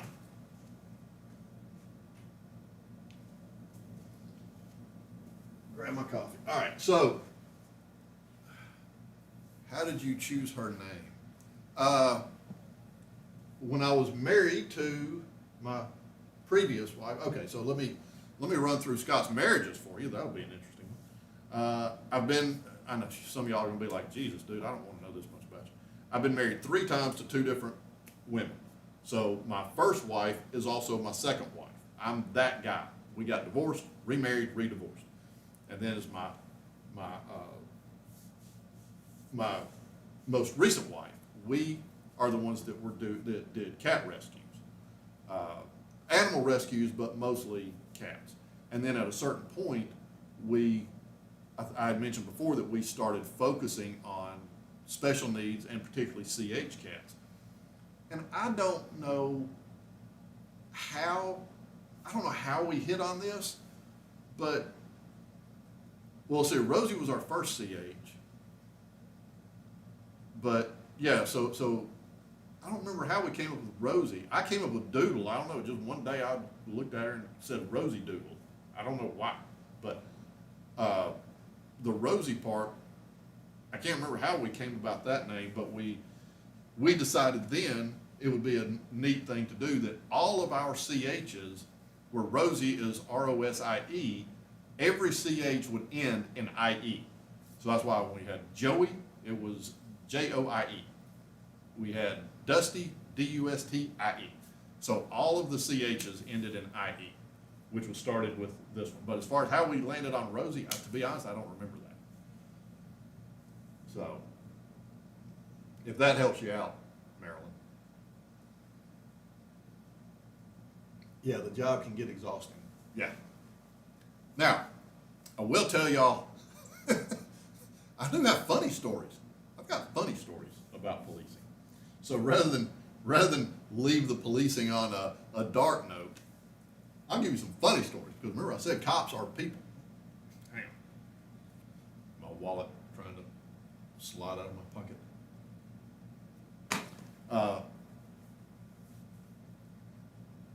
So I'm trying to think of a really good. All right, I'll just go with the biggest, I guess the biggest one. So I've always said, like I said, how can I start this one off? Wow. I've always been a firm believer in you do the right thing. You do your job regardless. Now,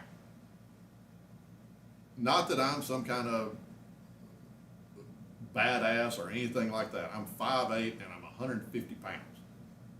But I have never backed down from anybody. There are times I wish I had. There are times I've been in the hospital getting sewn up going, damn, I wish I'd have just had enough sense to stop at some point. But I've always, like I said, particularly in police, you do your job. So the biggest person I ever got in a fight with was dude's like 6'3", 6'4", 280 pounds. And I generally leave the story hanging at that, because that's when people usually jump in and go, oh yeah, you beat his ass, man. When they say that, I'm like, nope. He beat the hell out of me and stole my patrol car. So there you go. So my desire to do a good job at doing my job, yeah, resulted in me taking on a guy that was about 3 times my size, and he beat the hell out of me, and stole my patrol car. And I'm watching my patrol car go up 41st Avenue, and I'm like, oh, damn.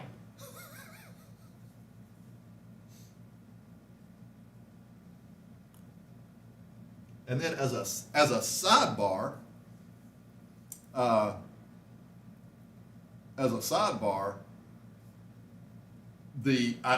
in my own defense, I did recover my own police car. All right. The guy drove it about 4 blocks away to his house. Now, also in my defense, I did manage to get one cuff. In the course of trying to handcuff him in the middle of this fight, I did get one cuff fired on one wrist. I think it was his right wrist. And then that's when he jumps in my car and takes off. So there was some dude saw the whole thing. He comes pulling up next to me and laughing. You need a ride?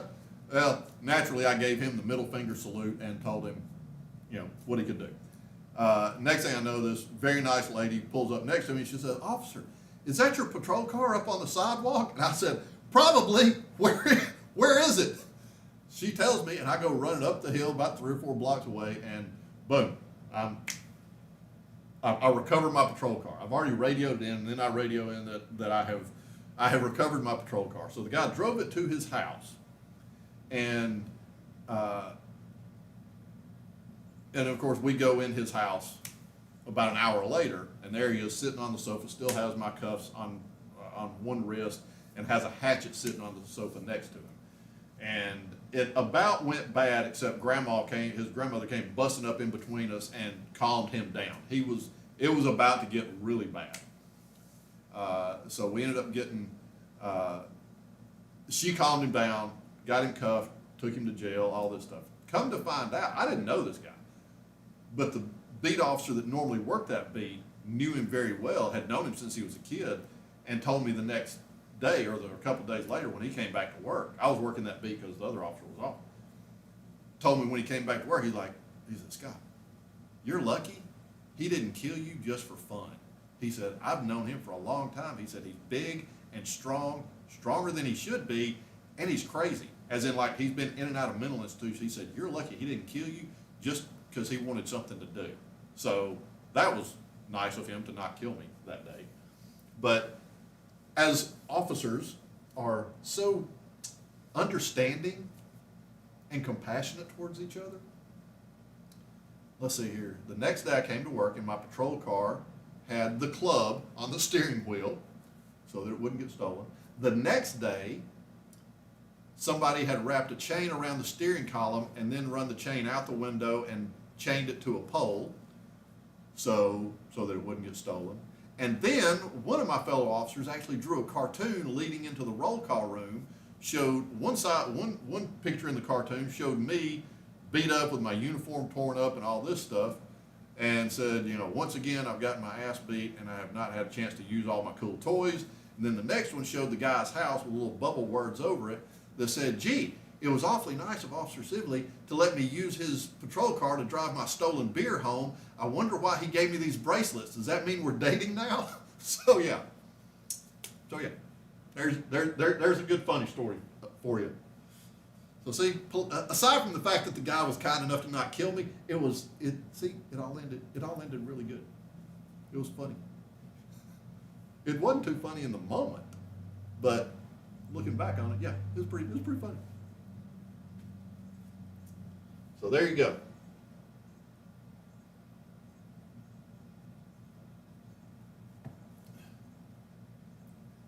She just doesn't care.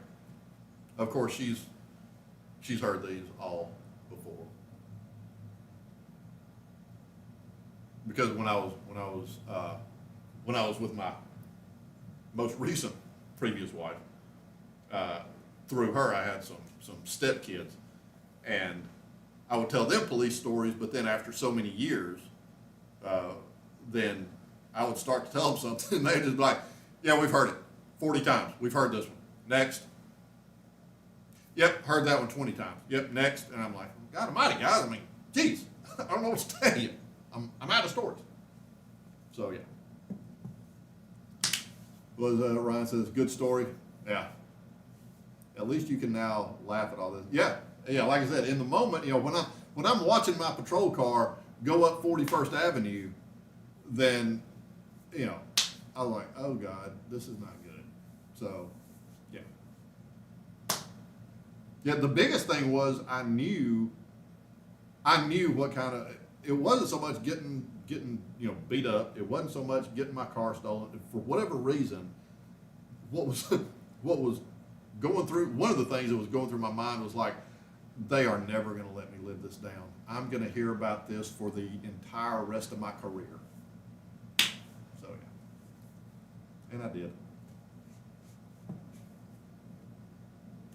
There was one guy that I knew him, but we didn't work the same precinct, and I knew he was going to just brutally give me a hard time. But as it turns out, he didn't say anything to me, because just a couple of weeks prior, and this guy he was young, he was in his 30s, worked out, big old huge guy, you know, tough as nails. He got outrun by some guy that was in his 70s, and the guy ran around the block a couple times and then jumped in his car stolen. So he had his car stolen a couple weeks before I did. That was the only thing that saved me from getting a ration of crap from him. So yeah, I'm telling you, there's a whole inside law enforcement versus outside law enforcement is a whole different world. For whatever reason, and I did it when I first started policing, is you have to put off this air of tough and this, that, and the other. But no, there are people just like everybody else. Now I will say that there are some, I will say this. I will be the first to say this. There were a lot, in my experience, there were a lot of people that I worked with that did not need to be cops, that were let's just say that when I started policing, then I was really excited, because I was like, man, I'm about to be working with a bunch of people that are they're locked on, they live their life right, they, just unsullied, they're, above reproach and this, that, and the other. I found out real quick that and I hate to say this, but it's the God's honest truth, some of the worst criminals I ever dealt with wore badges. I hate to say it, but yeah, unfortunately that was the truth. I think he had you beat a 70-year-old man. Yeah, exactly. That was the only thing, Jeanette. That's the only thing, because I knew, I was like, oh, he is going to rag me to no end, but he never said a word.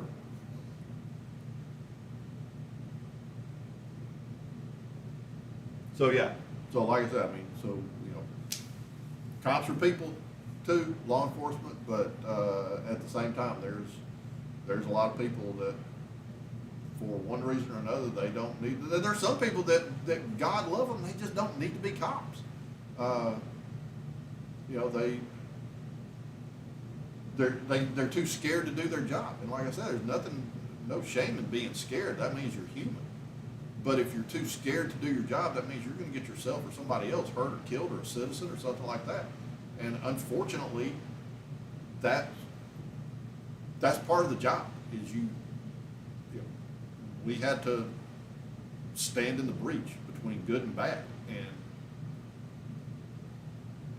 not that you want to go to work and have something bad happen to you, but you have to accept that that's part of your job. And there were a lot of people that didn't, I guess, couldn't come to terms with that, so they would just, there were a lot of people that didn't need to be cops. I'll say that. So yeah. But then some of the finest people I've ever met in my life. My first training officer. I've walked through hell with a bucket of water for that man. Greatest guy ever. I love him to death. Good cop, good human, good. And there was a lot of people like him. So there we go.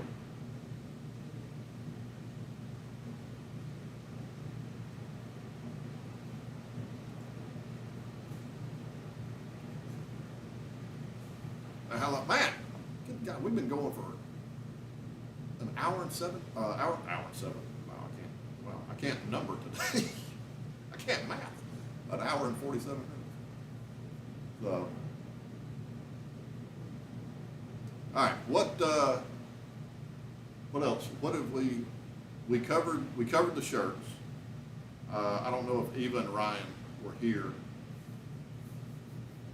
for the shirt thing, so I'll give a quick recap. I did get a chance. I did have some time this past week to do some research for the shirts. I found a company that does the print on demand, and Jeanette also. Jeanette has a family member that does that, so she's jumping in and gonna see what she can learn for me. And so there does seem to be a little bit of progress being made on the apparel front, and also again, Maryland, I'm assuming, I haven't had a chance to check, but I'm assuming that company that does shirts also does mugs. I will check into that. So, but that was a big thing when I found that they would do. Found a print on demand where you could do one, because I know that once it happens, once they come to, then I'm sure that, you know, like I said, you OGs, Marilyn, Jeanette, Eva, Ryan, Nim, if Nim's even here today, will be ordering shirts. But then, you know, I don't know who else will be ordering, and then I've got to figure out how to put the store up. You know, so yeah. What a life you lead. I just I don't know. I mean, it's got its ups and downs. I mean, I've done some fun things, and I've done some not fun things. So,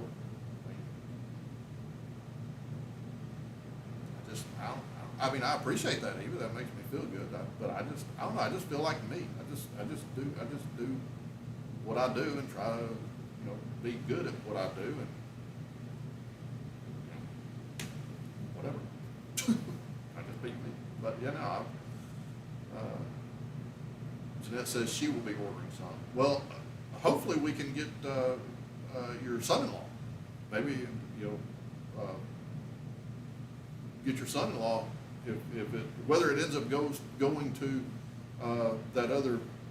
It was Printify, I think, is one of the companies. Is the company that I found that does the one that I settled on that does the print on demand. But I mean, if your son-in-law can do it, then I got no problem. Marilyn says I must have great parents. My dad is no longer with us. He passed away in 2012. And my mom, she's mom. She's one of these people. She's sweet. She's a mom. She's sweet. She's, you know, she's, I don't know. I've never really thought about it. She's a mom. She's mom. So, but yeah, I mean, my parents were yeah, it was interesting. We'll just say that my upbringing was interesting. So yeah, but yeah, no, I mean, you know, parents, they do parent things, I guess. But yeah.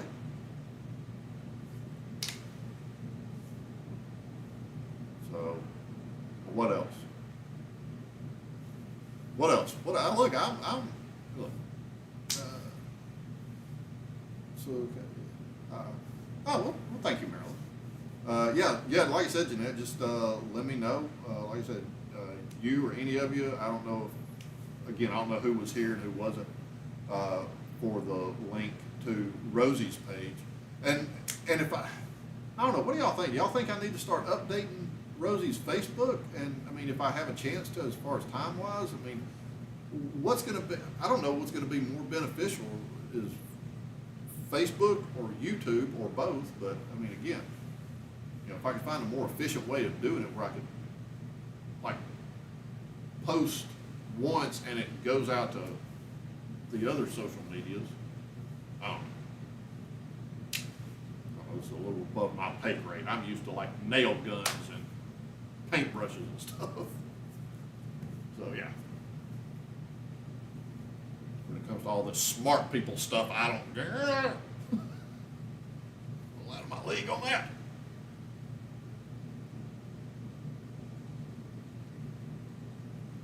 But yeah.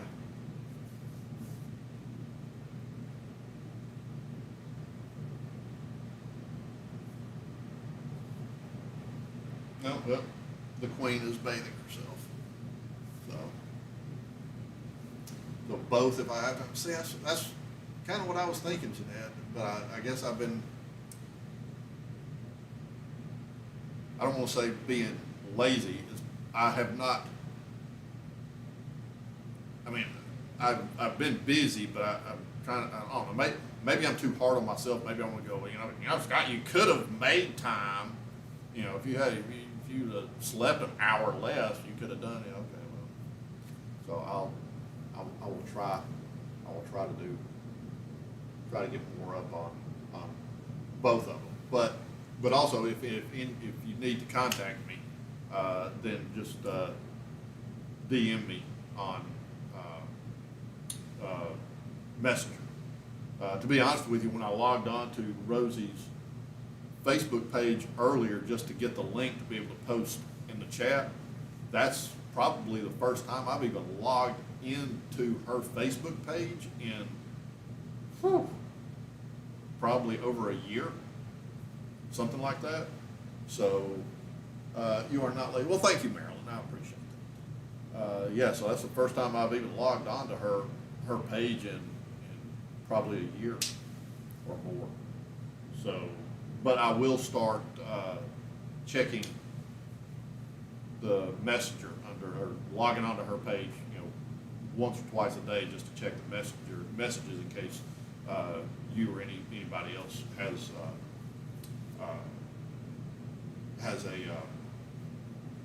my brain quit working, has a question or a comment or anything for me. So yeah, just do what you can, and I will message you. Well, thank you very much, Jeanette. I appreciate that. In the meantime, anybody else got anything? Anybody else? Oh, you do? Oh, now you want to speak? Seriously?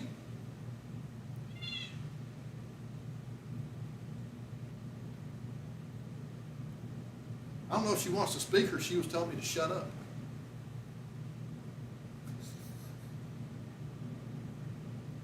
She's like, why don't you shut up, Daddy? I'm trying to sleep and you're sitting there running your mouth.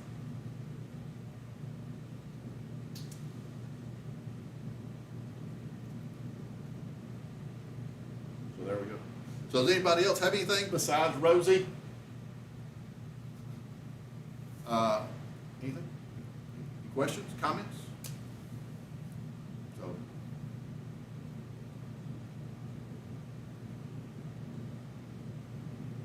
yeah, Rosie always has something to say. I think we have visited through her recovery period, and she may be ready to go again. I don't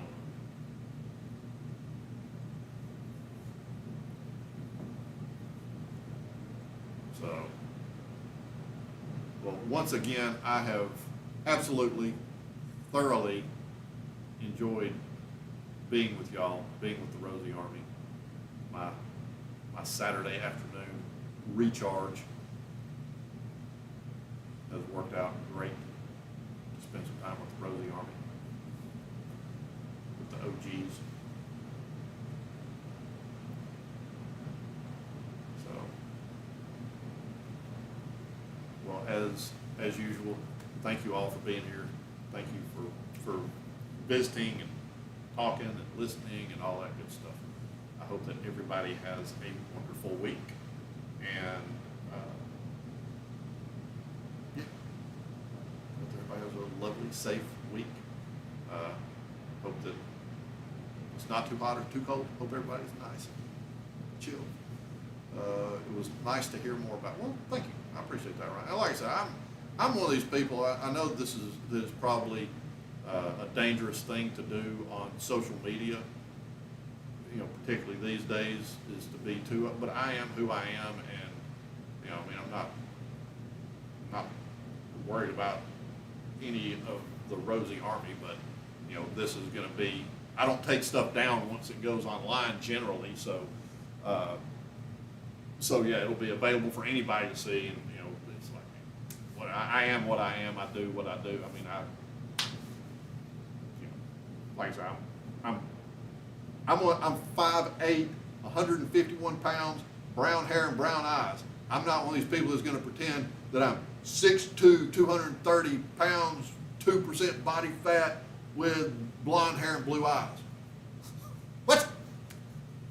What? No. So yeah. But I appreciate y'all listening and visiting and all that stuff. I enjoyed it. If y'all have any other questions, like I said, I'm more or less an open book, so, you know, you got a question, ask. So, I did me too. Today was extra special. Well, thank you. Have a good week, Scott and Rosie. Be safe. Thank you very much, Miss Jeanette. Jeanette, Marilyn, Eva, Ryan, whoever else is here. I don't know if Nim's here. I don't know. Nim, I hadn't seen Goth in forever. But yeah, y'all have a wonderful week. Again, I'm going to leave it up, let it run for a few minutes so that everybody can say their toodles to each other, and we'll go from there. And I will see y'all, I'll say it again, if not before next Saturday, then next Saturday. So, yes. Can you give the doodle a kiss from us? Absolutely. Doodle. Well, when she gets done bathing her tail.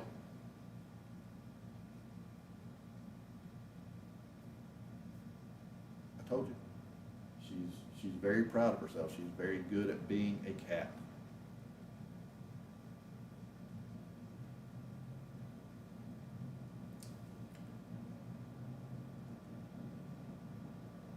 You hadn't hardly moved in an hour. Sorry. I just got the look. Doodle. Meow. That's from the Rosie Army.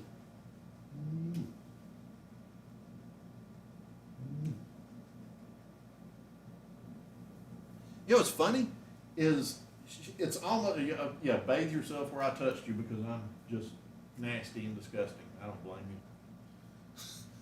It's funny that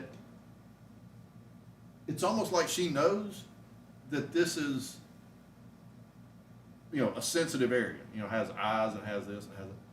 Because it doesn't matter how fired up she is, if I start to snuggle her and get like face to face, she calms down. She doesn't, she can be going nuts attacking my hand or something like that, but if I get in close to her, I don't know if it's just awkward for her or if she knows, yeah, I can't do this. I can't do to Daddy's face what I was doing to his hand. And of course she has to. He touched me with his cooties.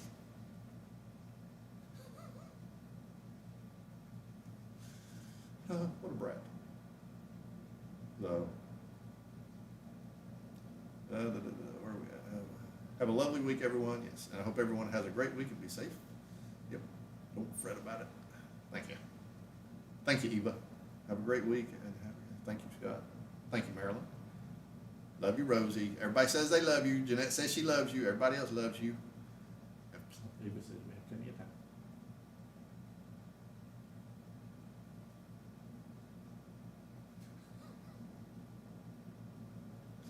It just cracks me up. She's like, oh God, he touched me. Oh my God.